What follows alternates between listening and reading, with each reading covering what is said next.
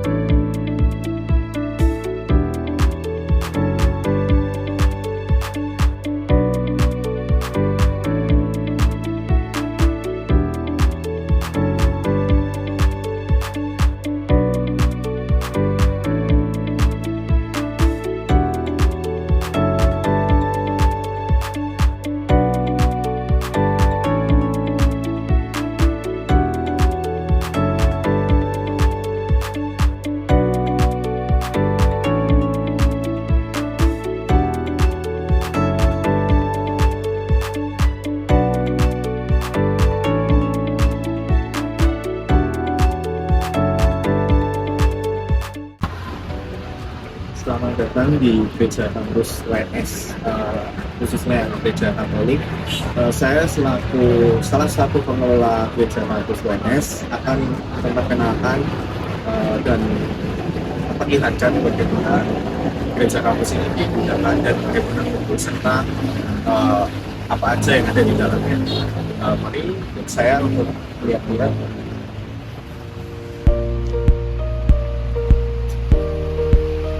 Jadi seperti inilah tampilan dari Gereja Kampus UNS untuk yang beragama Katolik.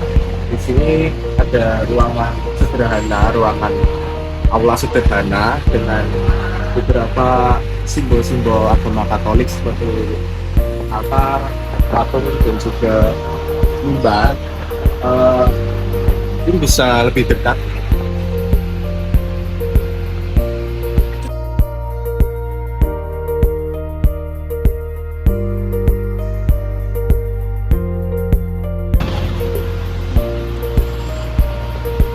Jadi fasilitasnya di Gereja Kampus Katolik ini karena ada altar ini untuk ibadah misa. Kalau Gereja Katolik itu ada ibadah yang namanya misa. Kemudian patung-patung ini sebagai perlambangan dari kehadiran Tuhan. Jadi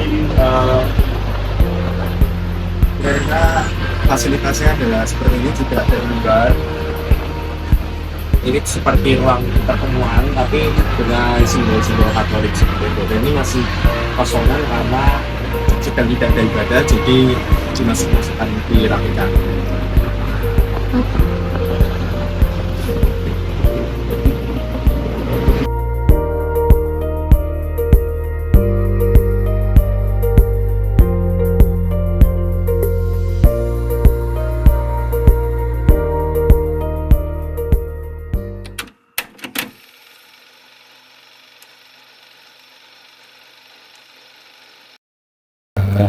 Untuk pertanyaan pertama ini dari sejarah pendirian.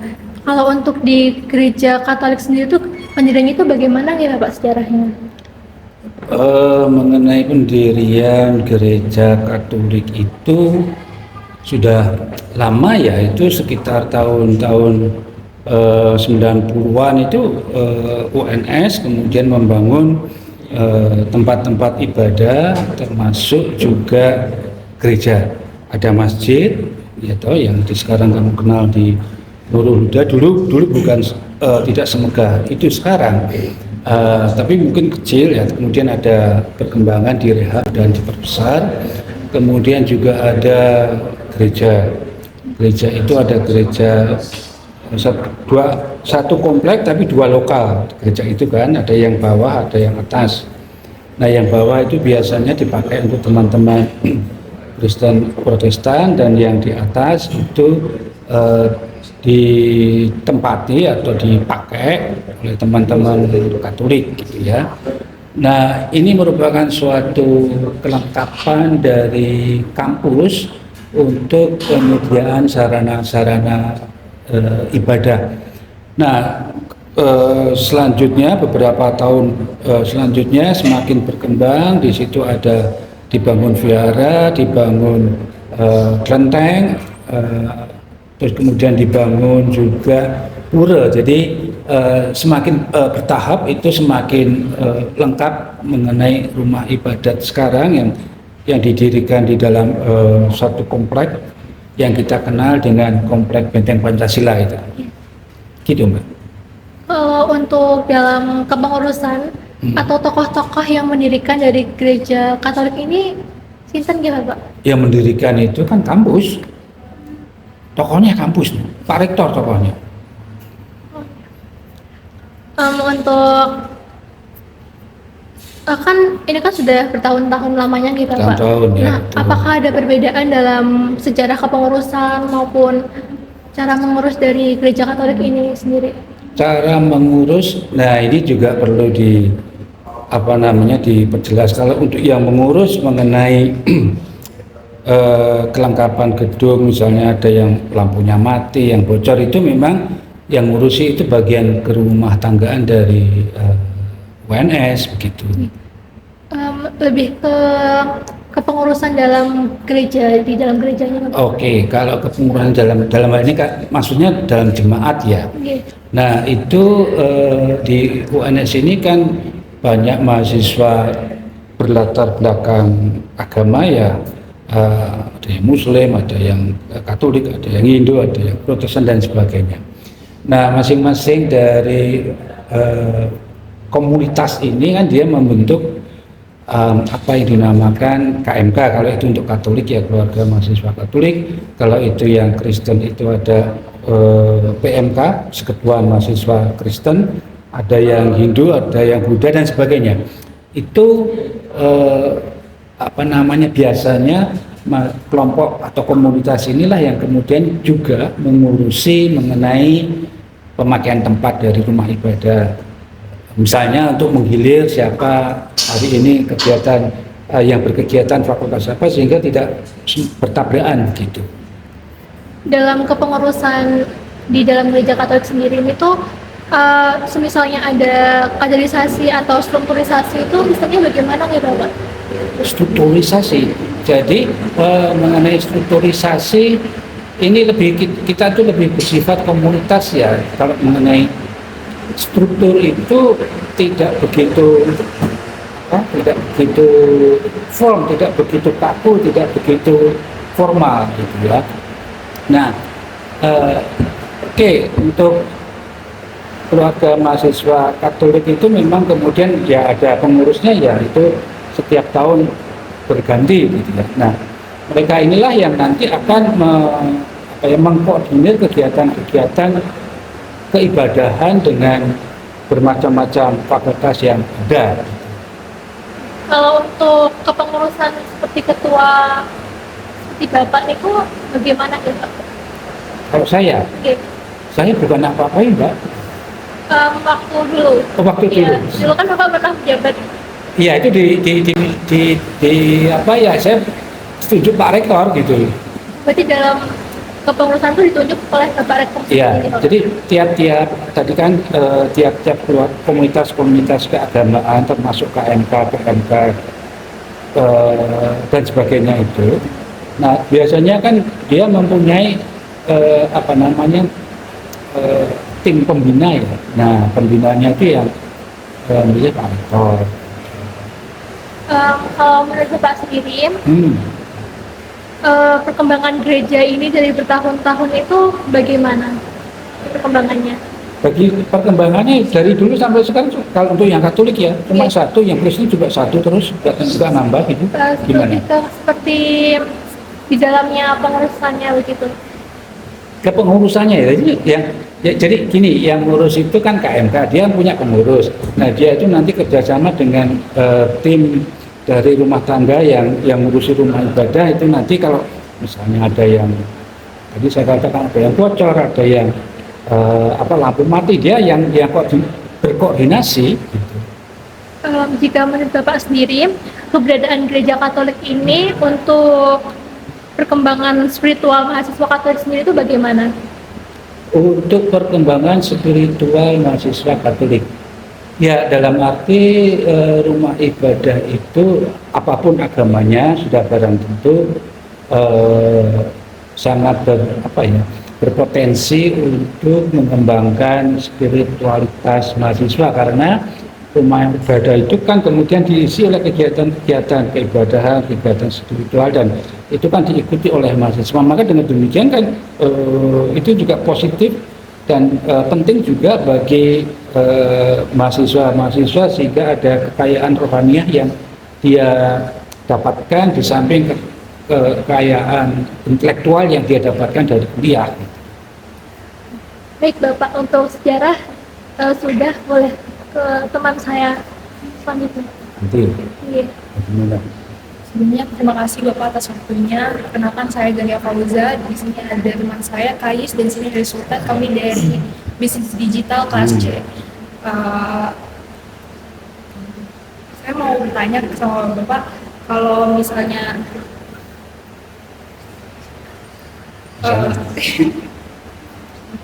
menurut Bapak itu ada tantangan terbesar nggak sih Pak dalam membina kegiatan kerohanian di KMK itu?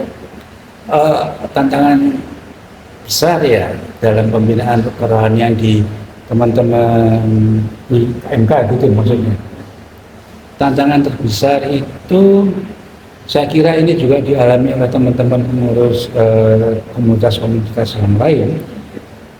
Itu yang dalam bahasa Jawa itu yang kita kenal dengan obor lara gitu. Ketika pertama itu banyak aktivitas, tapi lama-lama pengikutnya sedikit. Gitu.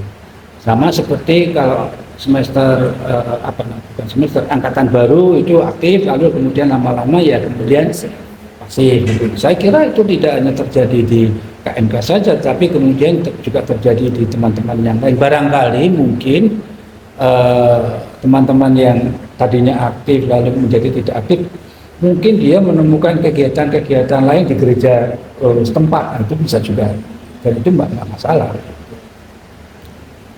Kalau menurut pandangan Bapak nih, gimana cara KMK itu bisa membantu mahasiswa itu menyimbangkan kehidupan akademik sama kerohanian atau di keorganisasiannya di KMK ini Pak? Untuk menyeimbangkan dua sisi kehidupan ini ya tadi sudah saya katakan, teman-teman pengurus itu kan ketika dia dipilih menjadi pengurus lalu kan dia akan menyusun berbagai kegiatan dalam waktu 1 tahun, dan itu pasti dikonsultasikan dengan pembina. Nah, dengan demikian ketika itu disusun oleh pengurus itu kan juga terdiri dari comotan dari berbagai fakultas ya, dengan sendirinya kan itu juga merupakan kepentingan dari fakultas-fakultas yang kemudian dikerucutkan di dalam kegiatan itu. Nah, ketika itu disusun kegiatan lalu dieksekusikan dengan sendirinya kan itu menjadi kebutuhan mahasiswa yang membuat kegiatannya bukan pembina, bukan kampus, tapi mereka sendiri. Karena selanjutnya mungkin kayak kegiatan sosial apa aja yang gereja Katolik atau KMK udah lakuin ke masyarakat? Oke. Jadi selama saya mendampingi teman-teman mahasiswa itu ketika dia menyusun program proker lah, program kerja ya. Itu saya melihat itu dia ada keseimbangan ya, artinya dari sisi spiritual, kerohanian, ibadah dan sebagainya, nakalan dan sebagainya gitu ya. Dia pun juga menyisipkan kegiatan-kegiatan yang bersifat dalam tanda kutip keduniawian dalam arti aksi-aksi solidaritas, misalnya di sosial dan sebagainya. Itu saya melihat itu ada. Jadi saya lihat itu teman-teman KMK itu sudah mencoba ada keseimbangan antara yang profan dan juga kegiatan-kegiatan yang keibadahan. Yang terakhir Bapak, saya bertanya, adakah pesan dari Bapak untuk generasi muda Katolik Indonesia? Apa yang paling penting untuk menjadi yang harus mereka pahami? Jadi apa pesan untuk mahasiswa Katolik ya? Itu ya dia harus menyeimbangkan antara sisi sisi intelektualitas, dalam hal ini kuliah, kejar IP dan sebagainya, itu bagus. Tapi juga dia harus mengembangkan sisi emosional, sisi spiritual yang ia dapatkan tidak di bangku kuliah, tetapi di sektor atau di kegiatan lain semacam yang diselenggarakan oleh teman-teman KMK. Karena kalau mereka kegiatan di KMK lah misalnya, kan dia kemudian bisa nambah teman yang satu iman, lalu kemudian dia juga bisa karena tambah teman itu kan kemudian menambah kepercayaan diri sehingga dia tidak merasa lonely gitu kan. Sekarang kalau Anda baca di Kompas itu kan mahasiswa baik di Indonesia khususnya itu kan dilanda penyakit lonely, kesepian gitu kan. Kalau Anda baca Kompas yang hari ini kan, itu kan kemudian posisi penting dari komunitas keimanan atau ibadah ini menjadi mengisi kekosongan oasis spiritual yang mereka tidak peroleh di bangku kuliah. Nah, ini salah satu alternatif, sehingga pesan saya kepada teman-teman di masyarakat Katolik ya. Oke, ini mumpung di UNS memfasilitasi ada rumah ibadah dan kemudian di situ juga ada pengurusnya dan di situ juga ada kegiatannya, silakan dipergunakan. Silakan Anda aktif di dalamnya sehingga dapat menambah teman, menambah wawasan dan mempertebal keimanan. Itu yang paling penting untuk teman-teman mahasiswa Katolik. Ini ada yang Katolik nggak? Iya, kamu tanya aja kepada dia. Itu ya yang tadi kamu tanyakan ya. Nah, sebetulnya tidak hanya kepada mahasiswa Katolik, tapi kepada mahasiswa secara keseluruhan ya. Ya, oke, kampus sudah menyediakan tempat ibadah tadi ada, dan itu saya kira paling komplit di Indonesia. Kampus yang menyediakan rumah ibadah itu. Nah, silakan dipergunakan semaksimal mungkin supaya ada kegiatan-kegiatan di situ. Jadi tidak hanya kegiatan-kegiatan akademik, kegiatan intelek. Kadang-kadang kalau orang itu kemudian terlalu sering di dalam kegiatan akademik itu kadang dia kering ya. Jadi oase ini menjadi sesuatu yang penting. Maksud saya, kampus sudah menyediakan tempat ibadah, 6 tempat ibadah. Jangan biarkan gedung itu menjadi mati. Hanya kemudian gedung yang berjajaran, tapi kemudian dipotret, disimbolkan itu ada kerukunan, tapi kan itu gedung mati. Jadi yang paling penting itu adalah kegiatan mereka yang digunakan, dan kemudian juga teman-teman dari berbagai agama itu juga bisa saling bersapa satu sama lain melakukan kegiatan-kegiatan yang lintas agama, gitu ya. Dan kemudian juga itu kan bisa memupuk rasa keindonesiaan kita, sehingga benteng Pancasila itu tidak hanya disimbolkan dari gedung aja, tapi dari kegiatan yang teman-teman kreasi sendiri. Dan itu saya kira masih kurang. Padahal kita kan di negara plural kan perlu ada semacam kegiatan yang lintas itu, kemudian ada saling pengertian, pemahaman, tidak ada saling curiga, itu kan sesuatu yang penting. Cuma kegiatan-kegiatan yang lintas ini masih saya lihat masih perlu ditingkatkan lagi. Misalnya ini kan Oktober itu sebetulnya kan hari bulan kalian ya, hari Sumpah Pemuda. Kenapa itu hari Sumpah Pemuda tidak dijadikan sesuatu ikon untuk ya kegiatan bersama, bahwa dulu pada waktu pemuda itu berkumpul itu kan dari lintas semua agama kan kumpul mengikrarkan suatu sumpah. Kenapa itu kita tidak kita syukuri membuat diskusi bersama lintas agama, doa bersama, kita bersyukur karena pendahulu kita sudah memulai. Atau mungkin saya nggak tahu ya, apa sudah ada kegiatan itu atau belum? Saya nggak tahu. Kok saya melihat kok amam itu ya dingin aja gitu. Itu sebetulnya sesuatu yang baik. Atau misalnya kemerdekaan, syukur untuk 17 Agustus itu kan bisa dihidupkan menjadi kegiatan-kegiatan bersama lintas agama, lintas teman.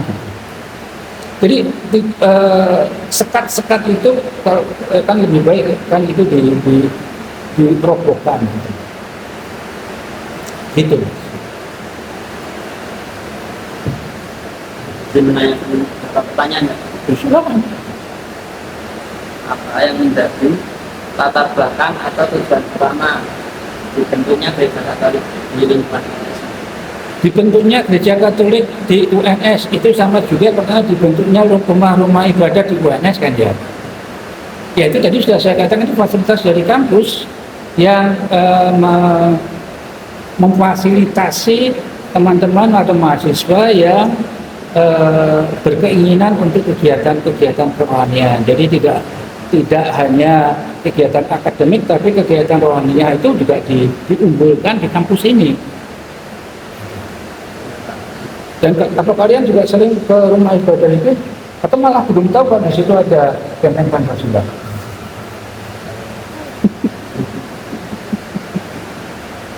Gitu. Dalam konteks kampus yang plural ini, apa tantangan terbesar dalam mempertahankan nilai-nilai Katolik? Tantangan terbesar dalam nilai Katolik, ya itu saya kira tidak hanya Katolik ya, di semua agama nilai-nilai terbesar dalam kehidupan spiritualitas mahasiswa, tidak hanya Katolik, itu adalah itu tadi yang kita kenal dengan keduniawian atau hedonisme. Nah, itu yang kemudian banyak yang kemudian menghanyutkan kita, yang kita selalu kejar itu adalah materi. Materi itu bisa macam-macam ya, bisa itu uang, bisa itu juga popularitas, bisa juga itu bermacam-macam. Itu yang mereka kejar, tapi ada sisi yang perlu kita kulik lagi, bahwa kita itu kan umat ciptaan Tuhan. Nah, ini yang perlu dilihat pada dimensi spiritualitas. Apakah ada pengalaman spiritual yang paling berkesan selama mendampingi mahasiswa di gereja kampus ini? Pengalaman spiritual, gimana nih maksudnya?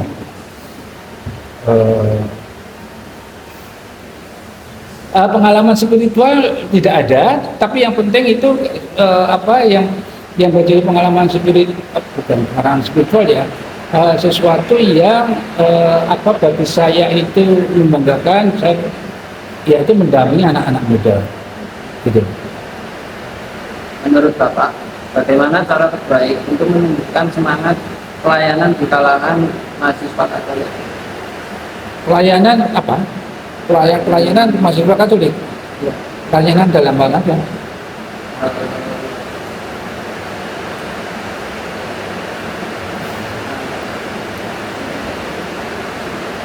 ibadah. Pelayanan ibadah.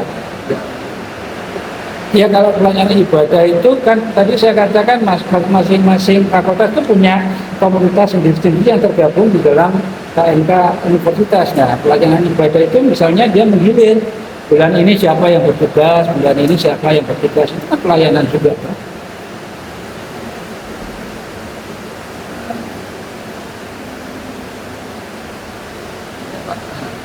Apa motivasi Bapak dalam membina gereja ini? Motivasi Ya, ya karena diperintah rektor, saya nggak bisa ngelak mas. Gimana ya?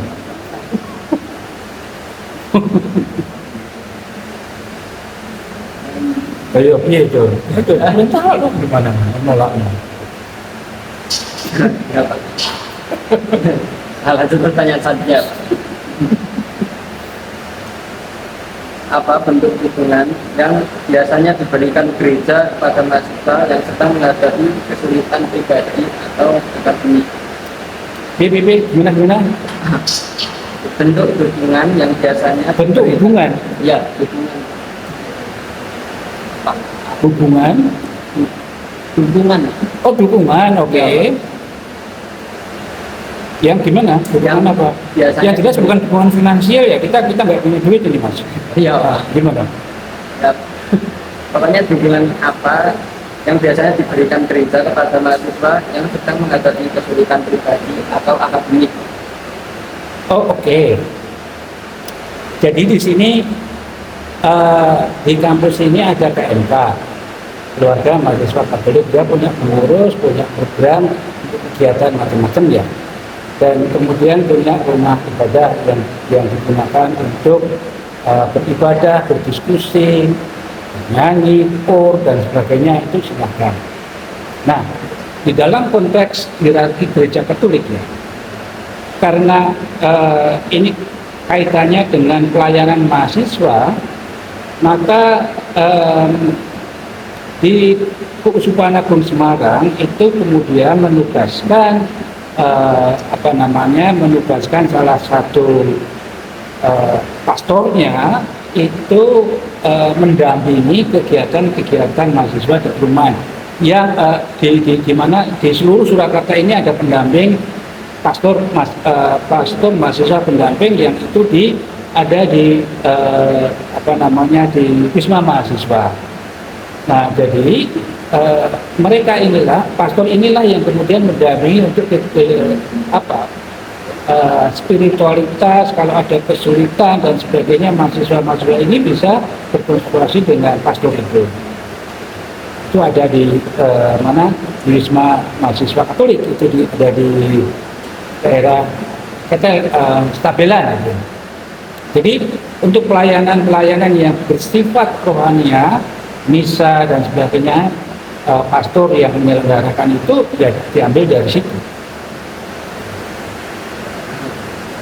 Menurut Bapak, bagaimana mahasiswa bisa menjadikan iman sebagai pedoman hidup dalam dunia kampus yang kompetitif? Yaitu harapan kami juga. Artinya tadi sudah saya katakan, kita jangan terlalu silap pada hal-hal duniawi, hedonisme dan sebagainya, tapi kita juga perlu menggali suara-suara hati kita, spiritualitas kita yang kemudian bisa menjadi guidance di dalam hidup kita. Dan itu bisa dipupuk dari kegiatan-kegiatan kerohanian yang dia ketemu teman-teman seiman dan sebagainya, itu kan semakin memperkuat spiritualitas mereka, keimanan mereka. Pertanyaan terakhir dari saya, apa pesan Bapak bagi mahasiswa Katolik agar tetap teguh dalam iman sekaligus terbuka terhadap perbedaan? Apa pesan? Pesan. Jadi pesan saya kemudian rukun-rukunlah dengan teman-temanmu yang beragama lain. Gitu. Dan sebetulnya itu juga saya melihat ada beberapa teman komunitas di fakultas, terutama yang misalnya di fisik, itu juga kadang-kadang menyelenggarakan event bersama dengan yang Muslim Islam apa namanya? Peret. Hah? Peret. kegiatan yang Islamik, kalau di Katolik itu KMK, kalau yang fakultas, tingkat fakultas. Di fakultasmu ada nggak? Oke, Pak. Oke. Kapuknya apa? Oh, tidak gini. Saya lupa namanya nama komunitas di FISIP itu lupa namanya. Tapi itu ada. Itu kadang-kadang juga kerjasama dengan PMK yang Kristen dan kemudian juga yang Katolik itu mengadakan kegiatan lintas di mana? Misalnya mendiskusikan tentang arti perkawinan. Jadi kalau Islam bagaimana, kalau Katolik bagaimana, kalau Kristen bagaimana, sehingga nilai-nilai perkawinan dari masing-masing agama itu bisa mereka ketahui. Dan itu pun juga kemudian dia juga atau mereka yang pribadi itu juga bisa ancang-ancang kalau misalnya mau berpacaran campuran lalu akhirnya menjadi perkawinan campur, itu resikonya seperti apa. Jadi itu sudah didiskusikan tidak mahasiswa. Itu salah satunya. Jadi misalnya ada pemuda muslim mau jatuh cinta pada pemudi yang Kristenitas, terlalu gimana ini nanti kalau hubungan itu sampai ke jenjang perkawinan, dia akan menghadapi problema apa?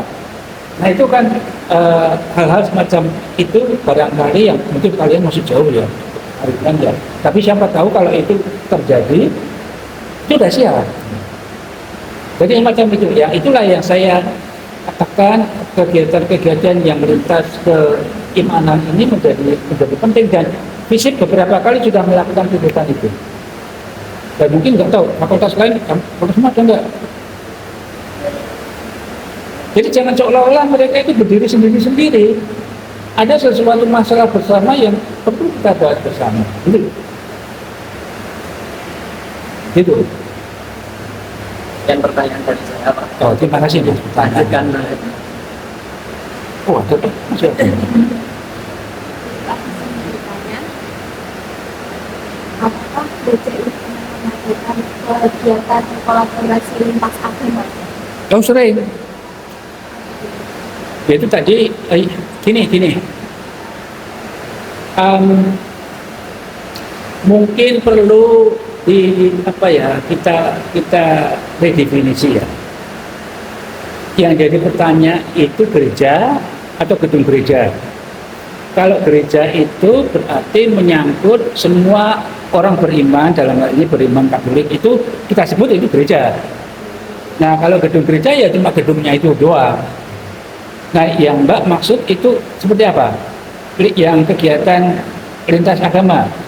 Nah, tadi sudah saya katakan yang FISIP pernah, yang tingkat universitas pernah walaupun sangat jarang gitu ya. Tapi itu pernah juga diselenggarakan pada waktu, kalau nggak salah pada waktu apa ya? 17-an atau apa gitu, itu juga pernah. Artinya kalau itu menjadi agenda rutin, teman-teman pengurus rumah ibadah dan juga teman-teman pengurus komunitas keagamaan itu mengadakan event bersama, agenda bersama, itu saya kira sangat bagus. Karena negara ini juga perlulah kita tidak gontok-gontokan, ada saling curiga dan seterusnya yang membuang energi tidak perlu. Dengan pandangan Bapak, sejauh mana gereja mempengaruhi semangat berkembang melakukan solidaritas di lingkungan kampus? Ini kalau ditanya gereja, berarti kan itu tidak hanya KMK saja ya, termasuk juga gereja itu kan berarti kan komunitas orang beriman, Katolik gitu ya sebetulnya. Yang tadi dikatakan itu bagaimana mengadakan solidaritas begitu ya. Dalam event-event misalnya event bentar lagi yang Natalan, selain kita mengadakan perayaan Natal itu antara Katolik, Kristen, dan kita biasanya mengadakan itu kolaborasi dengan ISI, kampus ISI. Itu kalau mengadakan event semacam itu kan kemudian ada acara misalnya bakti sosial, mengunjungi di jompo atau Pak yatim piatu, lalu kemudian juga ada aksi kesehatan karena kita punya kedokteran, itu kan ada periksa gratis atau apa, itu kan menjadi event tahunan yang selalu kita lakukan. Itu kan berarti aksi solidaritas juga ya, selain juga mahasiswa KMK sendiri dia dalam prokernya selalu juga mengadakan aksi-aksi semacam itu. Gimana? Yang itukah yang kamu tanyakan? Gitu? Itu aksi apa? Solidaritas. Oke. Ini sering juga menjadi kita lakukan.